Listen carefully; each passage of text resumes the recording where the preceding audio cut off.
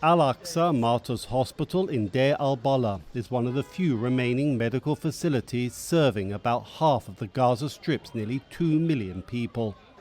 For Dr. Ibrahim Abu Sakur, a refugee from the north of Gaza, every day brings more casualties from the fighting between Israel and Hamas.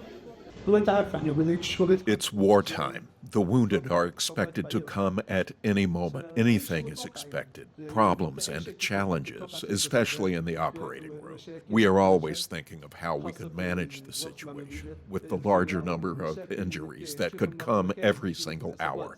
How and where to find a place for them and to treat them. Along with working to find beds for newly arrived patients, Abu Sakur is the hospital's head of general surgery. He starts his day visiting patients, among them Imam al-Rai. Her mother, Rida al-Rai, says her daughter lost her leg in an Israeli missile attack on their home and may need another surgery to save her other leg. Rida says a lack of medicine compounds her daughter's agony. Sometimes her screams fill the place. She almost dies from the pain. This happens to everyone else as well. Tonight my daughter didn't sleep. She needs painkillers, medicine, and treatment. There is not enough. Thank God, though, for this hospital, as it provides more services than it can handle. Dr. Abu Sakur spends much of his day in surgery, but he says he's always thinking about how to deal with shortages and searching for alternatives at a time when demands on the hospital are growing and resources are dwindling. Lack of medical equipment is overwhelming the capacity of the hospital. Most surgical tools are almost non-existent.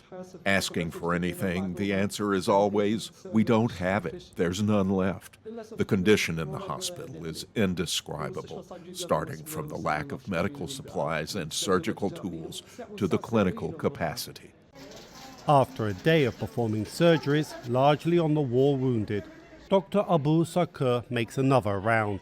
Thousands come each month, and Dr. Abu Sakur worries about how long he and the other staff can keep going. I don't know how the war started and how it will end, but the injuries are beyond our capacity. This is beyond the power of any human being, doctor, hospital, or anyone. I don't know how we endured the pain and fatigue, but we are still holding on. I pray that this war will end soon. With diplomatic efforts failing and the war escalating, there's little hope that his prayers will be answered or that relief will come for these patients anytime soon. With Enas Tantesh, Nedal Hamdouna and Amjed Tantesh in Gaza, Dorian Jones, VOA News.